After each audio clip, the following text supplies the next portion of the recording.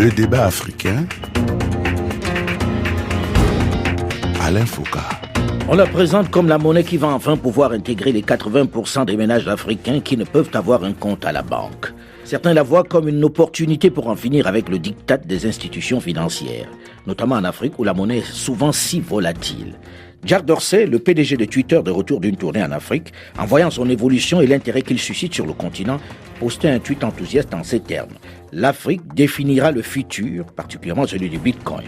Il a investi avec le célèbre artiste-producteur Jay-Z près de 24 millions de dollars pour son organisation en Afrique et en Inde.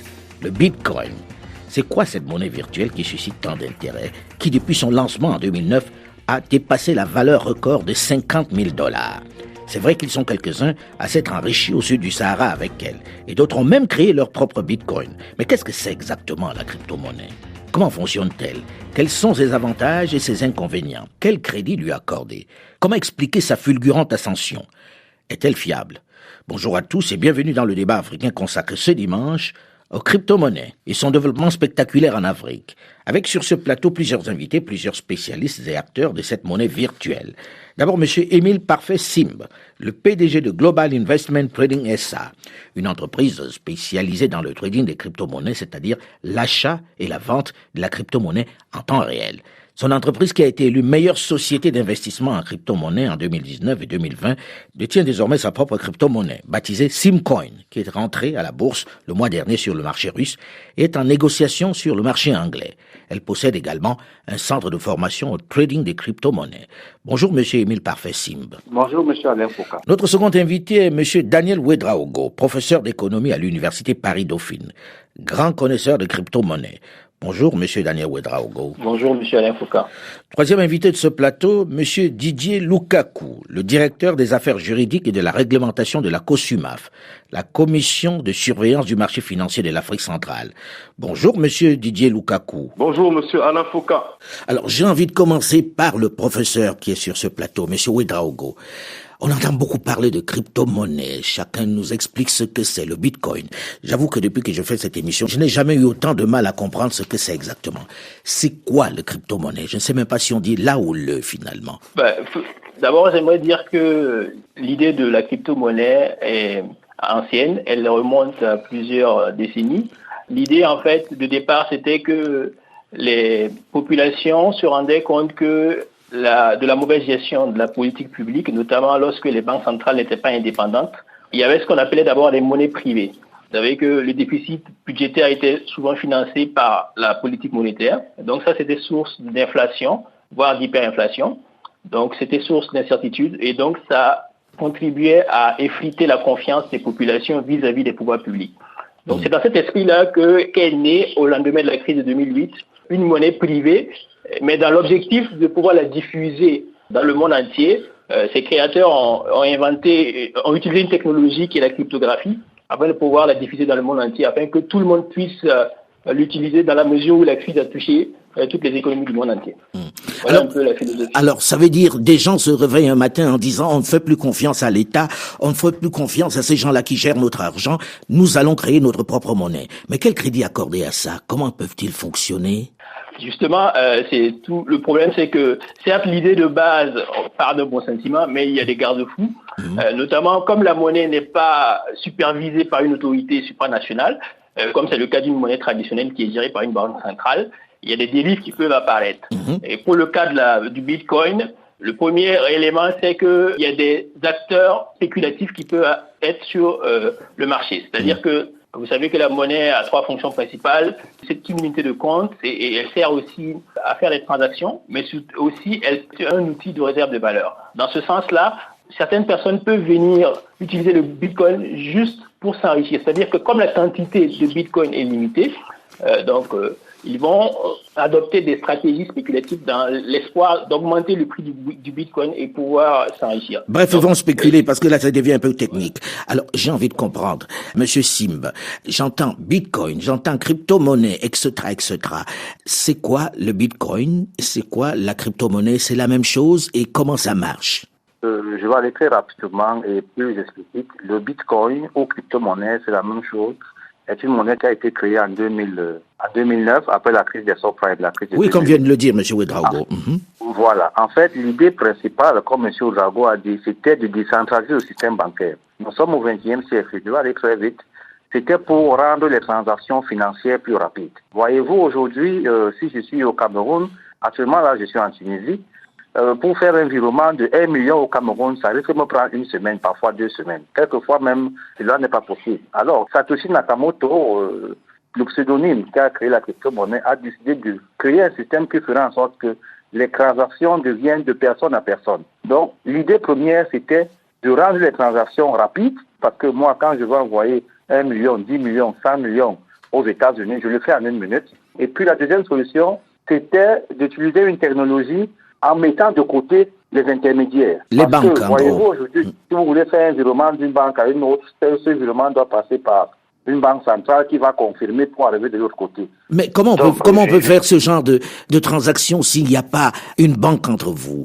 Monsieur Alain Foucault, voyez-vous, nous sommes au XXe siècle. Autant la communication est devenue très très rapide de nos jours, autant les transactions bancaires, financières devraient aussi être très très rapides. C'était ça même l'origine, ou alors le but de la création de la crypto-monnaie. Aujourd'hui, si vous regardez en Afrique, c'est le même principe que les mobile money ont récupéré. C'est un moyen de paiement. Aujourd'hui, pour envoyer 10 000, 20 000, 50 000, jusqu'à 500 000 à une personne tierce, face-to-face, n'est-ce pas, vous faites des transactions sans plus passer par un intermédiaire. Mais l'intermédiaire reste quand même l'opérateur téléphonique dans le cas du mobile money. Oui, je dis ils ont récupéré une partie, sauf que le Bitcoin, lui, il est international. Les mobile money restent national. Donc, aujourd'hui, à l'international, on n'a plus besoin d'intermédiaire lorsqu'on veut faire une transaction en crypto-monnaie. Ça paraît bizarre, mais c'est ça la réalité. C'est très très bizarre. J'ai envie que vous expliquiez aux nuls comme moi pour qu'ils comprennent. Moi, je sais qu'on a de l'argent quelque part et qu'on l'envoie à un autre endroit en passant par une institution qui va faire la compensation sur place. Là, dans la crypto-monnaie, vous dites, il y a personne, j'appelle un copain et je lui dis, je t'envoie de l'argent, mais vous prenez cet argent où et on le place où? Comment se fait la compensation? Le Bitcoin, les crypto-monnaies s'achètent à travers des plateformes. Aujourd'hui, la plus grande plateforme qui vend les Bitcoins et les crypto-monnaies, c'est Binance. Elle est possédée par un Chinois, Jinpeng Zhao. C'est la première plateforme où vous pouvez acheter les Bitcoins, soit avec votre carte de crédit, soit avec votre carte de débit, soit par virement bancaire. Ou alors, vous pouvez acquérir des bitcoins de personne à personne. Vous voulez les bitcoins, vous me voyez, soit vous me donnez du cash, soit vous faites du virement bancaire dans mon compte, et puis je vous vis les bitcoins. Mais c'est en même temps, excusez-moi, hein, c'est en même temps curieux. C'est-à-dire, je veux acheter de l'argent, en gros, quoi. J'utilise l'argent que j'ai dans la poche pour acheter une autre monnaie, en gros. C'est ça? Alors, pourquoi vous achetez dans le bitcoin? Voilà. Chacun achète le bitcoin en fonction de ce qu'il veut faire. Moi, par exemple, je suis trader. J'ai fait mes analyses aujourd'hui et mes analyses m'ont dit que dans 1 semaine, 2 semaines, le bitcoin va atteindre 40 000 $. Alors, je prends du cash, j'achète des bitcoins. En ce moment, j'utilise le bitcoin comme investissement. Ça devient une monnaie refuge, quoi. Une valeur refuge, c'est ça? Pour beaucoup de personnes en ce moment, c'est une monnaie refuge. Voilà pourquoi toutes les grandes banques aux États-Unis, en Asie et même en Europe, l'Allemagne qui devient le plus grand hub d'échange des crypto-monnaies en Europe, le Nigeria, en Afrique, des États-Unis, de l'autre côté là, s'implique désormais dans les crypto-monnaies pour le transformer en monnaie refuge. Parce qu'on s'est rendu compte que pendant cette crise de Covid, tous les actifs financiers sont passés au négatif, sauf le Bitcoin. Pendant cette crise, il n'y a que le Bitcoin qui est passé de 5 800 à 42 000. Ça veut dire que pendant que certains pleuraient que leurs actifs ont chuté, nous qui sommes dans le Bitcoin, nous avons fait des chiffres plus que les années passées. Parce que c'est donc, spéculatif. Chacun achète les bitcoins en fonction de ce qu'il veut faire avec. Là, je me tourne vers M. Didier Lukaku, vous qui êtes le directeur des affaires juridiques et de la réglementation de la CONSUMAF, la Commission de surveillance du marché financier de l'Afrique centrale. Ce bitcoin, c'est une menace, c'est sérieux? Écoutez, en tout cas, ça appelle à réflexion dans la mesure où il s'agit de nouveaux actifs qui sont totalement inconnus dans notre zone. Et quand on regarde un peu la presse internationale, ce sont des outils qui ont défrayé la chronique. Il y a eu quand même beaucoup d'escroqueries. En tout cas, le phénomène est associé à des risques qu'il faut absolument appréhender. Bien sûr, les avantages du système, à savoir la rapidité, comme l'a expliqué M. Ouedraogo et M. Sim, les avantages liés à la rapidité des transactions, l'absence d'intervention d'un organe central de contrôle sont quelque part contrebalancés par les risques qui sont associés, qui sont réels, à savoir l'anonymat du système, parce qu'il évolue, il fonctionne entre ses utilisateurs. Cet anonymat est en même temps un facteur de de danger, en ce sens que ça peut, c'est ce qui a été vérifié, ça peut occulter des risques de blanchiment, des risques d'escroquerie. Alors, vous avez utilisé deux termes, blanchiment et escroquerie. C'est le terme qui revient souvent dans les papiers que l'on trouve. Mais en même temps, et là je reviens vers M. Ouédraogo, vous qui êtes enseignant d'économie, est-ce que c'est sérieux? Et quels sont les avantages pour l'Afrique? Parce qu'on voit les Africains s'intéresser à cela, on voit de plus en plus de transactions sur le continent, notamment au Nigeria, qui sont dans le domaine de la crypto-monnaie. C'est quoi les avantages réels aujourd'hui? Oui, d'abord, j'aimerais dire un mot sur l'intérêt qu'ont certains Africains, notamment les Nigériens, dans cette monnaie. Donc l'idée, c'est de dire que, bon, comme l'idée de départ, il y a quelques dérives, notamment comme vous savez que la monnaie nigériane est une monnaie fluctuante. C'est une monnaie le Naira est très fluctuant. Le Naira, voilà. Donc, comparativement à d'autres monnaies de l'Afrique de l'Ouest comme le CFA, qui est stabilisé. Donc ça peut être une raison qui contribue à expliquer pourquoi les Nigériens s'intéressent à cette monnaie-là, parce que ce sont des gens qui s'intéressent de façon générale aux fluctuations des monnaies, notamment de leur monnaie nationale. Voilà. Maintenant, en termes d'avantages, j'aimerais faire une distinction. Il faut faire une distinction entre la technologie utilisée pour diffuser le Bitcoin et le Bitcoin lui-même. Donc la technologie, donc la blockchain, voilà, donc qui est utilisée pour diffuser une monnaie virtuelle. C'est une technologie qui peut être utile. Donc, dans la mesure où cette technologie permet de faire des virements de gros montants à des temps records, comme on l'a souligné. Mais dans le même temps, il faut avoir à l'esprit quelques statistiques, si vous me permettez de rappeler. Lorsque l'on considère l'univers des monnaies, vous avez 89,5% des monnaies qui sont immatérielles. Et dans l'immatériel, vous n'avez que 0,5% qui est virtuel. Le reste, c'est de la monnaie scripturale, c'est les comptes bancaires. Donc, alors pensez à Monsieur Koulibaly ou à Madame, je ne sais pas moi, Madame Daouda qui se trouve dans le sud de Banfora, au Burkina Faso. Quand vous dites 80% de la monnaie est immatérielle, ça veut dire que ce que les banques utilisent tous les jours n'existe pas en papier, quoi. Parce que nous, quand on pense à argent, on pense à l'argent en papier et aux pièces. Ça veut dire que c'est de l'argent virtuel au départ, 85%. Et quand je parle de monnaie immatérielle, je veux qu'on fasse la distinction entre les billets de banque et les comptes en banque. Les comptes en banque, c'est des jeux d'écriture dans les comptes des clients, donc les ménages et les entreprises. Donc, lorsqu'on a un compte en banque, madame qui est à Banfora a son compte en banque, elle a un certain montant sur le compte, mais elle ne dispose pas de tous les billets. Donc, ce qui est le plus important, c'est le montant du compte bancaire. Voilà. Et parmi ces comptes bancaires, vous avez les monnaies virtuelles dont fait partie le Bitcoin qui représente que 0,5%. Ce que je veux dire par là, c'est que ça représente une infime partie de l'univers monétaire en général. Mais lorsqu'on fait la distinction avec la technologie utilisée pour diffuser cette monnaie virtuelle, qui est la blockchain pour le cas du Bitcoin, donc cette technologie peut offrir des avantages importants pour le continent. Voilà, donc on a parlé de la possibilité de faire des virements importants à des temps, donc de réduire les coûts des virements à des temps rapides. Ça peut être utile. Donc c'est la raison pour laquelle il y a un plaidoyer pour demander aux banques centrales et aux banques commerciales de s'intéresser à la question plutôt. Donc et ça va permettre, par exemple, à des banques commerciales de pouvoir utiliser la technologie blockchain, non pas pour diffuser forcément du Bitcoin, qui est une monnaie très volatile. Donc l'inconvénient, c'est ça, c'est que du jour au lendemain, vous pouvez tout perdre. C'est important, et on va en parler dans un instant, c'est que vous pouvez avoir beaucoup de Bitcoin, être très riche le matin et le soir, ne plus rien avoir du tout.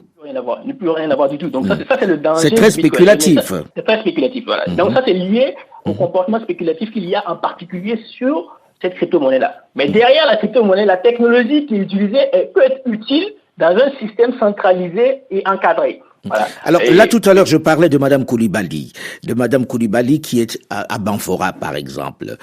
En quoi ça la concerne? Pourquoi Madame Koulibaly achèterait du Bitcoin, par exemple? Madame Koulibaly peut avoir intérêt à acheter du Bitcoin, d'abord parce qu'elle se retrouve dans un coin reculé de Banfora et qu'elle n'a pas accès aux infrastructures bancaires traditionnelles. Voilà, elle n'a pas de compte à la banque, oui. Elle n'a pas de compte à la banque, voilà. Et comme elle fait du commerce et son commerce commence à bien marcher, elle commence à avoir beaucoup d'argent, ça devient dangereux pour elle de stocker son argent à la maison en billets. Voilà, donc le fait de pouvoir disposer d'une monnaie, enfin d'un stockage virtuel, ça peut être dans un premier temps le développement. C'est la raison qui peut expliquer déjà dans un premier développement du mobile money, qui est différent du Bitcoin. Là, c'est toujours de la monnaie traditionnelle qu'on utilise pour véhiculer dans un... Allons jusqu'au bout de la logique. Madame Koulibaly, comme vous dites, a vendu beaucoup de coton, a gagné de l'argent et par sécurité a envie de placer ça quelque part. Comment elle fait pour se retrouver dans le Bitcoin? Très concrètement, là je me tourne vers Monsieur Simb. Pourquoi irait-elle vers le Bitcoin au lieu d'aller peut-être dans un compte d'épargne pour déposer cet argent à je sais pas moi, en montant à Bobo Dioulasso? Alors, pourquoi Madame Koulibaly voudrait acheter du Bitcoin? Simplement parce que, elle veut garder son argent quelque part, et 2, parce qu'elle veut elle veut le fructifier. Donc, il y a certains qui achètent du Bitcoin, qui entrent dans les crypto-monnaies pour le stockage, pour les valeurs de réserve. Il y a d'autres qui entrent pour faire fructifier leurs besoins. Donc, Madame Koulibaly qui est à Banfora, qui veut acheter les bitcoins, effectivement, il faudrait qu'elle contacte déjà la personne qui possède des bitcoins, peut-être parce qu'elle a du cash. Si c'est dans son compte bancaire, il faudrait qu'elle entre... Non, elle n'a pas de compte du tout, Madame Koulibaly. Alors, il faudrait qu'elle se rapproche de la personne qui en possède déjà. C'est cette personne-là qui va lui transférer ses bitcoins dans son compte, parce que cette personne-là, elle sait où aller les acheter. Bon, là déjà, il y a un intermédiaire. L'idée, c'était de ne plus avoir d'intermédiaire. Donc, dans un premier temps, il faut qu'elle vienne vous voir et vous dise, voilà, j'ai de l'argent à la maison et j'aimerais bien le placer quelque part et puis le voir fructifier. Elle vient voir votre société. L'intermédiation ici, c'est beaucoup plus au niveau des validations. Lorsque moi, je possède les bitcoins, j'envoie à Madame Koulibaly, il n'y a pas d'intermédiaire. Par contre, lorsque j'ai l'argent dans mon compte bancaire, je vais envoyer à Madame Koulibaly. Il y a un intermédiaire qui est la Banque centrale. Ces deux intermédiaires sont très, très différents. Moi, je possède une marchandise qui est le Bitcoin. Je lui transfère ça, peer-to-peer, personne à personne, sans intermédiaire. Ce sont des transactions instantanées. Alors que l'intermédiation dont on parle sur la banque, c'est d'un compte à un autre, mais passant par la Banque centrale qui doit absolument valider. Donc, c'est différent. Alors, j'ai envie de poser la question. C'est que lorsque j'écoute, j'ai le sentiment que ça concerne essentiellement ceux qui ont déjà de l'argent et qui ont envie de placer ça quelque part, que ça ne concerne pas le plus grand nombre. Pourquoi le plus grand nombre s'intéresserait d'un coup comme ça à la crypto-monnaie? Ça concerne tout le monde. Moi, j'ai créé une entreprise en 2017. Ma devise, c'est crypto-monnaie en Afrique, expérimentation, opportunité et challenge.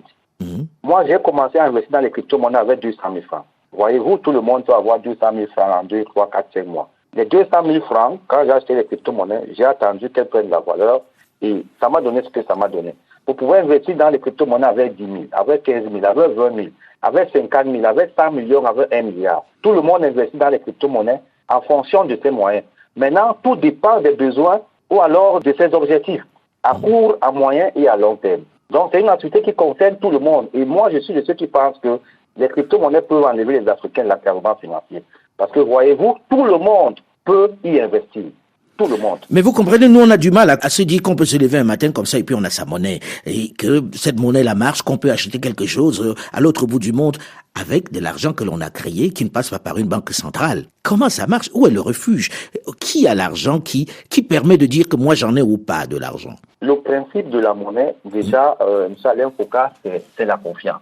Le premier principe de la monnaie, c'est la confiance. Voilà pourquoi, lorsqu'on enlève un billet de 10 000 en circulation, on dit ce billet, si on ne le veut plus, on met un autre billet de 10 000, c'est la couleur qui change. La valeur reste la même. Mais on ne fait plus confiance à l'ancien billet. Même si on le jette en route, personne ne va le ramasser. Le nouveau billet qu'on met en circulation, tout le monde peut courir dessus parce qu'on a plutôt confiance à ce billet-là. La crypto-monnaie repose d'abord sur la communauté. C'est un ensemble de personnes qui ont accepté cette monnaie, cet actif comme monnaie. Et désormais, l'acceptent l'échanger contre des produits. C'est la même chose auparavant avec le troc. Avec le troc, on pouvait s'échanger du bœuf contre du mouton. Mais il fallait que moi, j'accepte prendre du bœuf et vous acceptiez prendre du mouton. Aujourd'hui, si vous acceptez prendre le bitcoin contre un véhicule, vous allez l'accepter. C'est comme les mobile money en Afrique. Ce ne sont pas tous les supermarchés qui acceptent les mobile money. Ceux qui n'acceptent pas, c'est parce qu'ils ne font pas confiance au mobile money. Alors ça s'appuie sur la confiance et on va en parler dans la seconde partie de cette émission. On va parler également des risques, parce qu'il y a des risques lorsqu'il y a spéculation. On parlera aussi de la législation. On se retrouve juste après une nouvelle édition du journal sur Radio France Internationale pour la suite de ces débats. Restez à l'écoute et à très vite.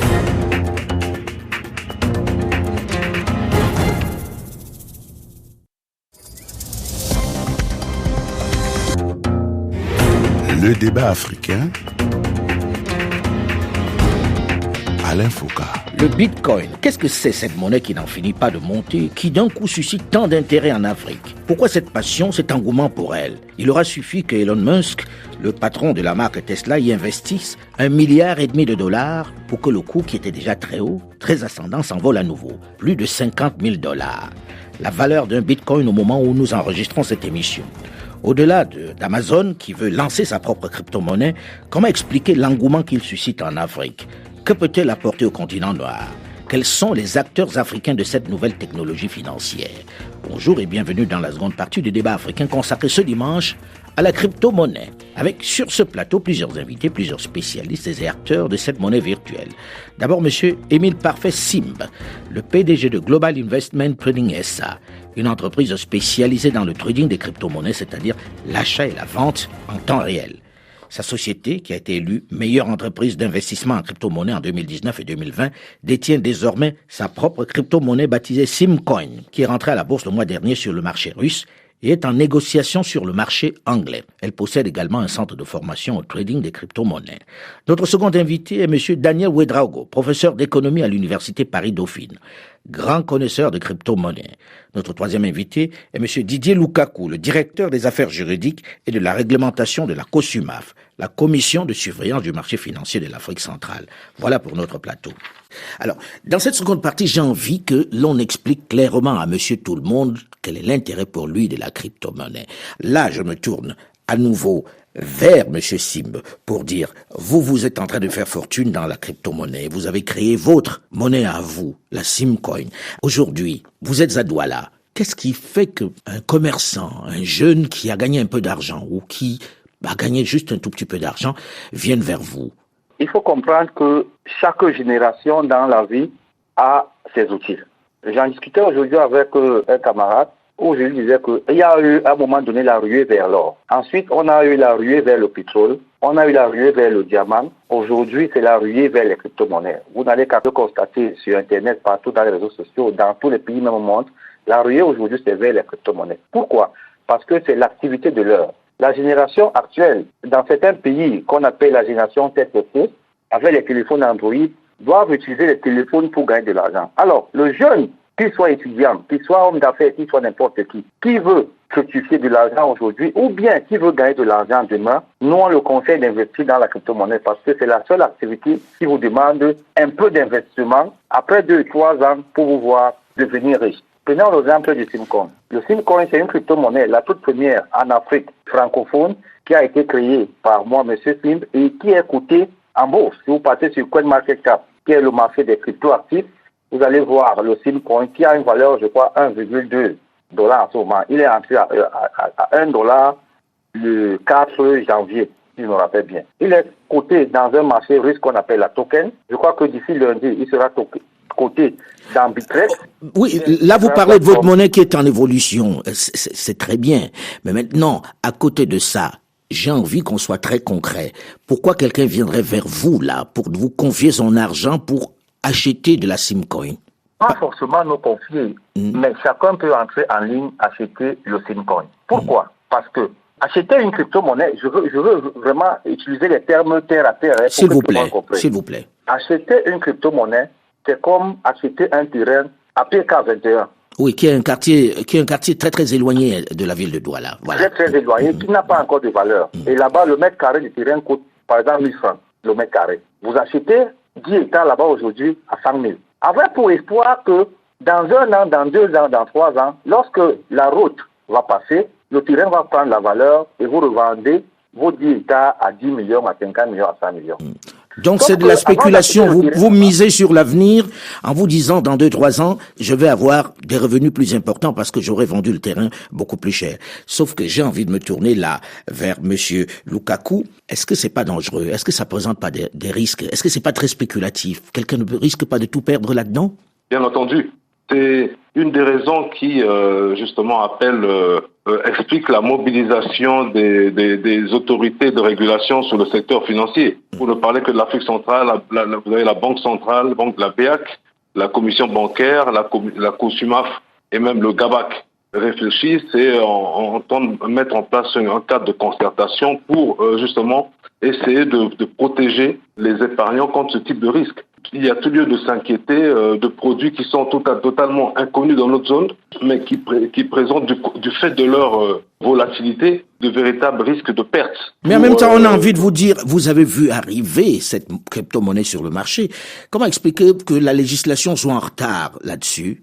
En fait, l'Afrique centrale n'est pas la seule dans ce cas. Je pense que quand les premières plateformes ont vu le jour aux États-Unis, en Asie, je crois que la réglementation, et même en Europe, il en est de même. Les réglementations, il y a eu d'abord, dans un premier temps, une attitude d'observation, et les premières réglementations sont souvent apparues par la suite. Je pense que la bonne attitude, ce n'est pas d'interdire forcément, mais il faut comprendre le phénomène, parce qu'il n'a pas que des inconvénients, il a également d'énormes avantages, y compris pour le système financier. Donc il faut prendre un certain temps d'adaptation, d'observation, de connaissance de cet écosystème avant de l'encadrer. Alors, est-ce que vous travaillez à l'encadrement de cet écosystème? Là, vous venez de dire que ça présente des avantages.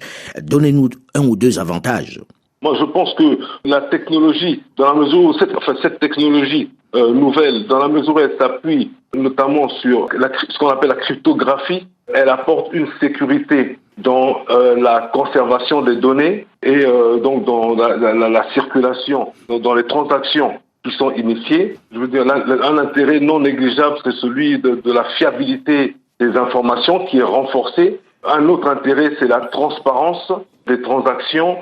Et je pense que dans différents secteurs du système financier, les acteurs, les intermédiaires des marchés financiers, les banques centrales également, les bourses, pour ne parler que d'elles, peuvent tirer avantage de ces nouvelles technologies dans leur fonctionnement. Alors, lorsqu'on écoute ça, on se dit, vous qui êtes là pour la surveillance des marchés financiers de l'Afrique centrale, vous devrez peut-être accompagner ce mouvement, non? Alors nous, notre attitude a été d'abord d'alerter le public par communiquer sur les risques potentiels associés à ces opérations. Alors il n'existe aucune réglementation, donc on ne peut pas dire qu'il existe des interdictions. Non, il n'y a pas d'interdiction. Il y a juste une attitude d'alerte dans le cadre de notre mission de protection de l'épargne, alerter le public sur les risques éventuels qui sont associés à ces investissements. Alors, Daniel Ouedraogo, vous qui êtes enseignant d'économie et qui, vous aussi, vous investi dans le domaine de la crypto-monnaie, puisque vous êtes également membre fondateur d'une de ces crypto-monnaies qui s'appelle Afro. Si vous avez votre tante, votre oncle, qui dit « je vais acheter de la crypto-monnaie », quel est le conseil que vous lui donneriez? Est-ce que vous lui diriez « attention, vous pouvez en perdre » ou « forcément vous allez en gagner » ? Donc, comme je le disais tout à l'heure, on peut acheter de la crypto-monnaie essentiellement pour deux raisons. Dans un premier temps, pour un motif de transaction, pour échanger contre des marchandises, parce que, évidemment, c'est pas très répandu en Afrique, mais en Europe et en Occident de façon générale, il y a certaines transactions qu'on peut faire avec de la crypto-monnaie. Mais le motif le plus important d'acquisition de crypto-monnaie aujourd'hui, c'est le motif de spéculation. Donc, c'est pour pouvoir investir et puis s'enrichir. Voilà. Donc, si l'idée, c'est de s'enrichir dans les crypto-monnaies, ça voudrait dire que le conseil que je peux donner déjà, c'est de dire d'alerter sur les risques potentiels. C'est-à-dire que si vous choisissez d'investir, donc le niveau de rentabilité le plus élevé dans l'univers des crypto-monnaies, c'est évidemment le Bitcoin. Mais dans le même temps, le risque associé est le plus élevé. Voilà. Donc vous lui dites, vous allez mettre votre argent là-dedans, mais il faut savoir que vous pouvez aussi perdre cet argent-là. Voilà. Donc, il faut être conscient de ça lorsqu'on choisit d'investir dans le Bitcoin. Alors, concernant l'Afro est ce qu'on appelle un stablecoin. Donc, c'est-à-dire que c'est une crypto qui ne varie pas comme le Bitcoin. Donc, la valeur est stable dans le temps. Comme la valeur, par exemple, d'une monnaie comme le franc CFA est stable avec l'euro. Ça veut dire que celui qui investit dans l'Afro ne risque pas de perdre de l'argent, mais il ne risque pas d'en gagner non plus.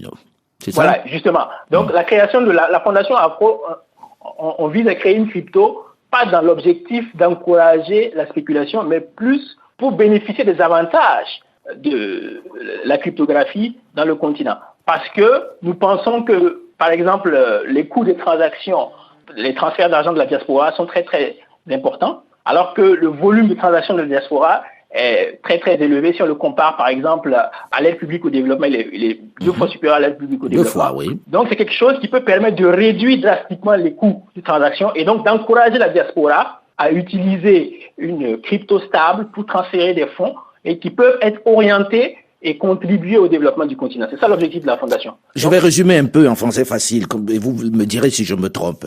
Ça veut dire que avec le volume d'argent que la diaspora envoie au pays, vous vous dites, on va plus aller à la poste pour les entreprises américaines et anglaises qui opèrent dans ce domaine-là. On va utiliser la crypto-monnaie pour que vous n'ayez plus à payer les frais que vous payez lorsque vous envoyez à vos parents. C'est bien ça? Tout à fait. Parce que justement, les entreprises américaines essentiellement, lorsqu'il s'agit de l'Afrique en particulier, donc les coûts sont importants et donc ça n'encourage pas, ça peut être un facteur désincitatif d'envoi d'une certaine somme. Évidemment. Voilà. Mais en même temps, celui qui vient qui dit voilà, ok, je vais envoyer de l'argent à la grand-mère au village ou bien je vais envoyer de l'argent pour les soins puisque généralement c'est pour ça, comment il fait concrètement? L'idée c'est que nous sommes en train de nous rapprocher des États pour pouvoir expliquer le bienfait. C'est pour ça qu'on fait un plaidoyer pour que les gens s'intéressent à la question, notamment les pouvoirs publics, pour qu'on comprenne que l'idée n'est pas toujours de faire de la spéculation, mais à partir du moment où les gens comprennent le bienfait de cette technologie et des potentialités qu'elle peut offrir, nous serons dans une situation où la faux pourrait être utilisée comme moyen de paiement. Et nous avons des exemples. Aujourd'hui, en Côte d'Ivoire, nous avons des collaborations avec la Poste qui nous permettent d'avoir... Donc, on peut utiliser, par exemple, de l'afro pour faire des envois recommandés en Côte d'Ivoire. Pour faire des envois recommandés en Côte d'Ivoire. Là, je me retourne vers M. Simb. Dans votre cas, tout à l'heure, vous disiez, on ne peut pas tout perdre. Chez vous, on gagne de l'argent, mais généralement, quand on entend des gens dire, vous gagnez 10, 40, 50% de ce que vous avez misé, on se dit, ça doit être des faits, man. Il doit y avoir une part d'escroquerie quelque part. Est-ce que quelqu'un qui met de l'argent chez vous a une garantie qu'il ne va pas perdre au moins sa mise? Alors, M. Alain Foucault, il faut comprendre que la crypto-monnaie, c'est un métier. Le trading des crypto-monnaies, c'est un métier. C'est pas un jeu comme beaucoup le pensent. Parce que beaucoup y vont juste pour jouer, pour s'amuser. Mais non, le trading des crypto-monnaies que nous pratiquons, c'est tout un métier. D'ailleurs, nous avons un centre de formation à Douala qui forme uniquement sur le trading des crypto-monnaies. À ce jour, nous avons formé plus de 1000 jeunes. Étant conscient du fait que lorsque vous y allez sans maîtrise, sans connaissance, vous pouvez perdre. Nous, à notre niveau, à Global Investment Study, nous avons créé une plateforme qui s'appelle YEFIMAL. Vous partez sur Internet, vous tapez www.yefimal.net, vous allez voir notre plateforme. Elle vous permet d'acheter votre pack de crypto-monnaies et notre trader trade pour vous. Et à la fin d'année, vous avez votre taux d'intérêt qui varie entre 2 et 37%. Ça fait 4 ans déjà que cette entreprise existe. Ça fait 4 ans que cette entreprise a rendu plus de 5000 personnes déjà millionnaires dans 95 pays au monde. Et donc aujourd'hui, nous conseillons aux Africains, s'ils veulent gagner de l'argent, s'ils veulent placer leur argent, s'ils veulent investir, c'est dans la crypto-monnaie. Monsieur Sim, je vous interromps pas. Mais lorsqu'on entend ça, on a connu Madoff, on a connu Madoff qui faisait gagner de l'argent à beaucoup d'Américains et qui leur promettait le rêve. On sait beaucoup de gens qui se sont retrouvés sur la paille. Donc on a envie de dire, quelle est la garantie que l'on a? Parce que spéculation veut aussi dire risque. Quelle est la garantie que l'on a? Quelqu'un qui n'a déjà pas beaucoup d'argent, qui dit, je vais voir Monsieur Sim, je vais lui placer mes 10 000, mes 20 000, mes 50 000 francs CFA, en sachant que je ne vais pas les perdre. Alors, je poserai également la question de savoir quelle était la matière première de Madoff. Il n'avait aucune matière première. Nous, notre matière première, c'est les crypto-monnaies. Monsieur Alain Foucault, le bitcoin valait 5800 $. Un bitcoin valait 5800 $ le 25 mars 2020. Et le 30 décembre 2020, ce même bitcoin valait 42 000 $. Non, mais on a bien compris que ça monte vite. On a bien compris que ça monte vite. Mais permettez que celui qui écoute à quelle vitesse ça monte se dit, c'est où le risque? Qu'est-ce que ça cache? Et pourquoi tout le monde ne se jette pas dessus si tout est parfait? Tout le monde n'y va pas parce que tout le monde n'a pas l'information. Voilà pourquoi chez nous, nous avons dit l'information, c'est le pouvoir. Tous ceux qui sont allés dans les crypto-monnaies les 3-4 dernières années sont devenus multimillionnaires. Alors, c'est quoi la garantie? La garantie, c'est votre compte qui est dans votre téléphone. Souvenez-vous que vous avez un téléphone Android qu'on appelle un smartphone. Lorsque vous avez un pack de crypto-monnaies, c'est dans votre téléphone. Lorsque vous achetez les crypto-monnaies, c'est dans votre téléphone. Donc si vous égarez... Oui, mais ceux qui spéculent ne sont pas dans mon téléphone. Il y a beaucoup de gens qui spéculent sur le marché, ils ne sont pas dans mon téléphone. Parce qu'il s'agit de spéculation quand même. Et là, je pose la question à M. Lukaku. Oui, il faut bien le savoir. Au cœur de cet écosystème, il y a la spéculation. Ça intéresse tout le monde parce que, et notamment en Afrique centrale, parce que de plus en plus de gens s'adressent aux plateformes en ayant en tête l'opportunité de se créer des revenus dans l'optique de faire du chiffre, de faire des bénéfices. Ce qui est normal, tout le monde a envie de gagner de l'argent. Mais maintenant, il faut qu'on ait mesuré le risque. Alors, Monsieur Ouédraogo, y a-t-il un risque? Peut-être qu'il faut l'expliquer à celui qui met son argent dedans. Pour l'instant, on en gagne pas mal, visiblement.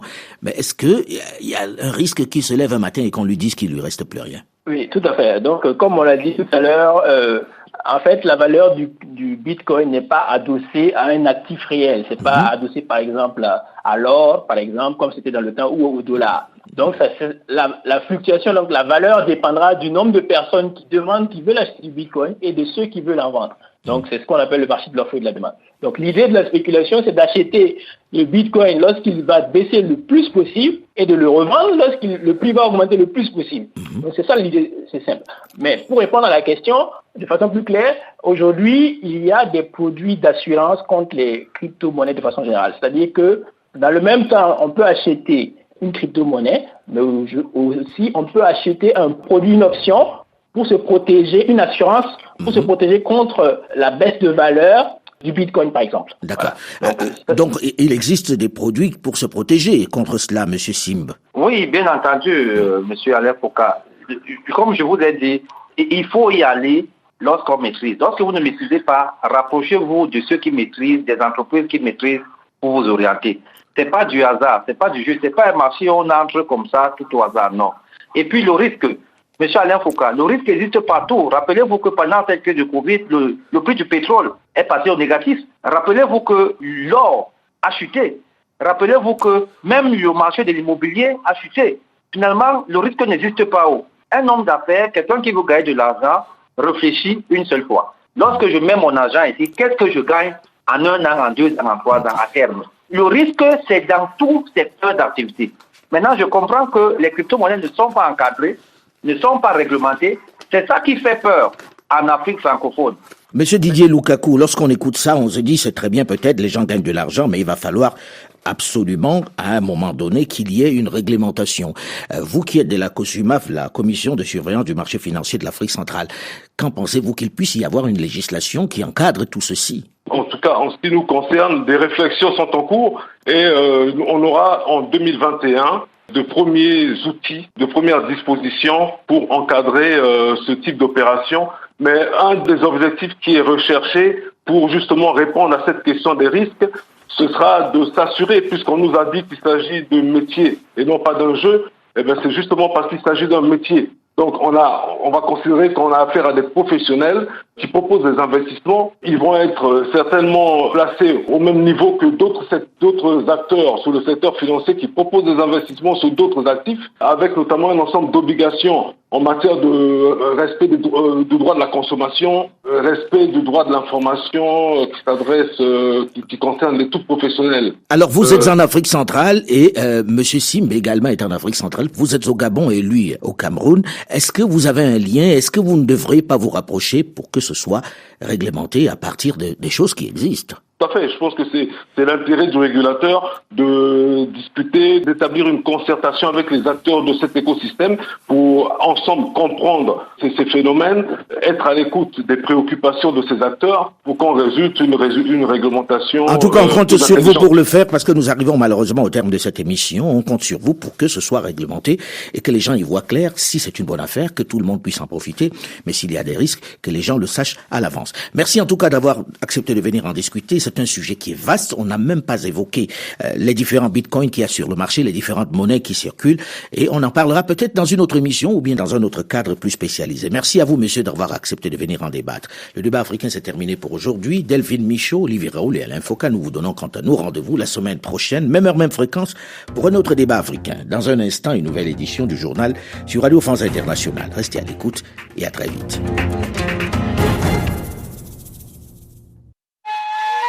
Le coq chante. Le débat africain